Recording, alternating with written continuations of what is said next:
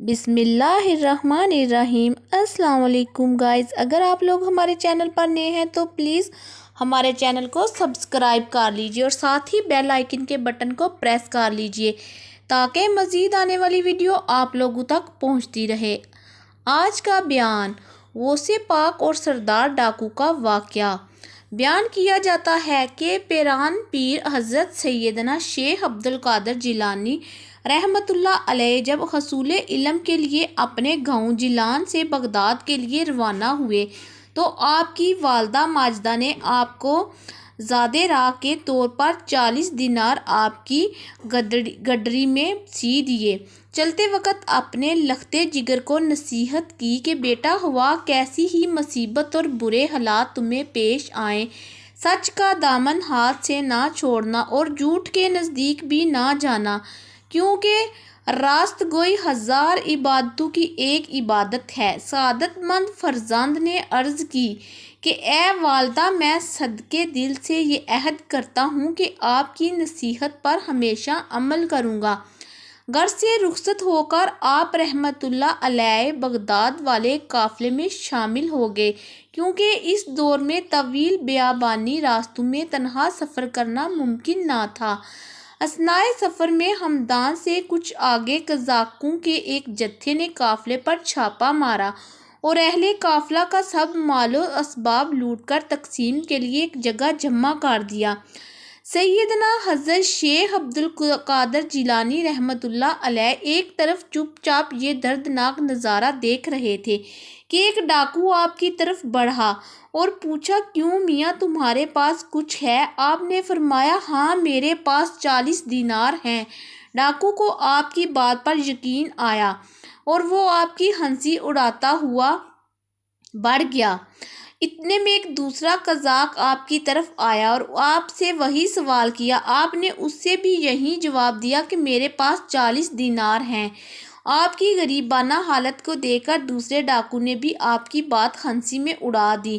ہوتے ہوتے یہ بات ڈاکو میں پھیل گئی اور ان کے سردار احمد بدوئی کے کانوں میں بھی یہ بات جا پہنچی۔ اس نے حکم دیا کہ اس لڑکے کو میرے پاس لاؤ۔ ڈاکو آپ رحمۃ اللہ علیہ کو اپنے سردار کے سامنے لے گئے۔ سردار نے آپ سے مخاطب ہو کر کہا، لڑکے، سچ سچ بتا، تیرے پاس کیا ہے؟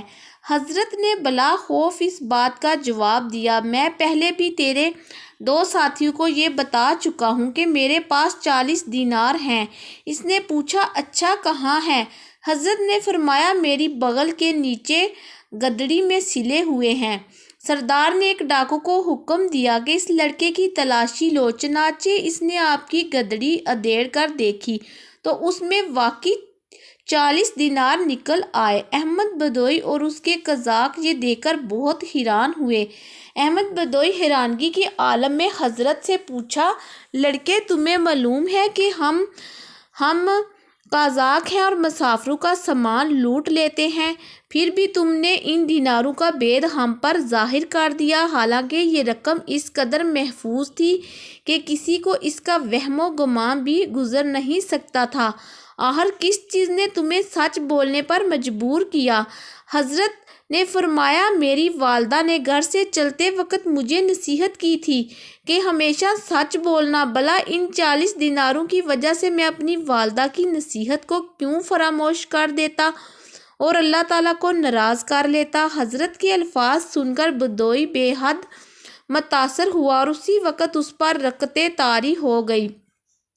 ندامت کے آنسو نے اس کے دل کی سیاہی کو دھو ڈالا اور اس نے آہ بھر کر کہا، اے بچے، تم پر خدا کی ہزاروں رحمتیں ہوں کہ تم نے اپنی ماں کے عہد کا خیال رکھا، لیکن مجھ پر کہ میں نے اپنی ساری زندگی اپنے خالق کا عہد توڑتے گزار دی۔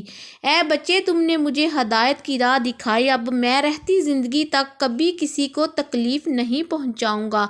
یہ کہہ کر وہ حضرت کے قدموں پر گر پڑا اور رہزنی کے پیشے سے تائب ہو گیا۔ اس کے ساتھیوں نے جب یہ منظر دیکھا تو سب نے یک زبان پکار اٹھے کہ اے سردار، ہم بھی اس برے پیشے سے توبہ کرتے ہیں۔ تو رہزنی میں بھی ہمارا قائد تھا اور توبہ میں بھی ہمارا پیش رو ہے۔ चनाचे उन्होंने लूटा हुआ तमाम माल काफिले वालों को वापस दे दिया। सबक, इस वाक़या से हमें ये सबक मिलता है कि सच है कि माँ की गोद बच्चे के लिए पहली मदरसा होती है, यानी पहली तरबियत गाह होती है। चनाचे अगर माँ बचपन में ही बच्चे की इखलाकी तरबियत करे तो कोई बात नहीं कि वो आगे चलकर शेख अब्दुल कादिर जिलानी बने। लिहाजा इस वाक़े से हम सब को, ख़ुसूसन हमारी माँओं बहनों को ख़ास तौर पर सबक हासिल करना चाहिए। अल्लाह ताला हमें अमल करने की तौफीक अता फ़रमाए। आमीन सुम्मा आमीन। वीडियो अच्छी लगी हो तो वीडियो को लाइक, शेयर और कमेंट बॉक्स में आकर अपनी राय का इजहार कीजिए। इस वीडियो के डिस्क्रिप्शन में दिए गए लिंक पर विज़िट कीजिए। अल्लाह हाफिज़। शुक्रिया।